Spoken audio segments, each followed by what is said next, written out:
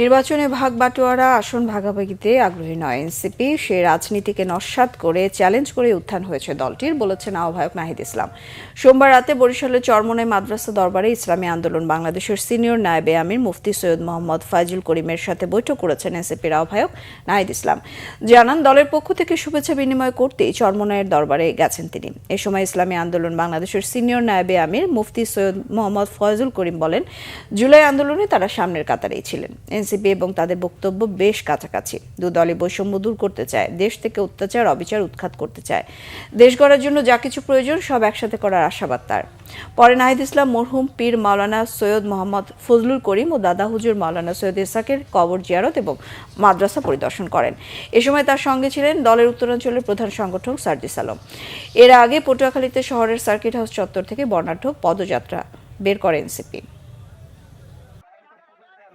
বৈষম্য বিরোধী আন্দোলনে আমরা সামনের কাতারই আন্দোলন করেছিলাম, যেহেতু আমাদের সহযোদ্ধা, আমরা একই সাথে আন্দোলন করেছি, একই সাথে দেশকে পরিবর্তন করার চেষ্টা করেছি।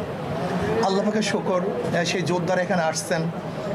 আমরা এক তো ঐতিহাসিকভাবে আমরা সম্পৃক্ত আছি আন্দোলনের সাথে, সংগ্রামের সাথে, এবং আমরা চাই আমাদের বক্তব্য, এনসিপির বক্তব্য এবং আমাদের বক্তব্য অনেকটাই কাছাকাছি। আমরাও দেশ গড়তে চাই, আমরা বৈষম্য দূর করতে চাই। নির্বাচনী ভাগবাটোয়ারা, আসনের ভাগবাটোয়ারার যে রাজনীতি, সেই রাজনীতিতে আমরা আগ্রহী নই এবং এই রাজনীতিকে নস্যাৎ করে, এই চ্যালেঞ্জ করে এই জাতীয় নাগরিক পার্টির উত্থান হয়েছে। বরং আমরা বলেছি, দেশের যে এখন সংস্কারের যে আলাপ চলছে, মৌলিক সংস্কার এবং গণহত্যার বিচার এবং দেশকে পুনর্গঠন করা, সেই আলাপ আলোচনা রাজনীতিতে এনসিপির দরজা খোলা রয়েছে।